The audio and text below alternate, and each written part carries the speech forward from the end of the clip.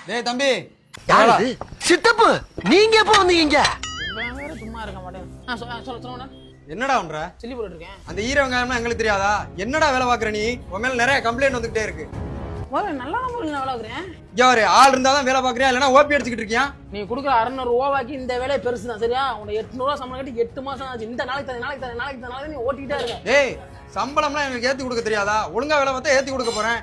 இஷ்டம்னா வேலை பாருங்க, கிளம்பி போடா. அப்படிப்பட்ட வேலை எனக்குலாம் தேவையில்ல. நானா தொழில் செஞ்சு எங்க போனாலும் பொழைச்சுக்கிடுவேன். டேய் டேய் சிவா, டேய் தம்பி, டேய்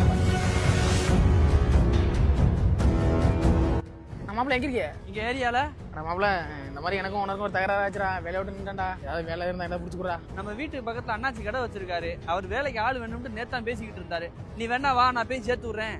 சரி மாப்பிள்ள தரோம். என்ன மாப்பிள்ள நல்லா தான் வேலை பார்த்துட்டு இருந்தா, ஏன் திடீர்னு ஹோட்டலை விட்டு நின்ட்ட? மாப்பிள்ள நம்ம வெளியூர்ல இருந்து வேலை பார்க்க வந்தோம்னா அவன் சௌரியத்துக்கு என்ன நானும் பேசுவான். அதை நம்ம கேட்டுட்டு இருக்க முடியுமா?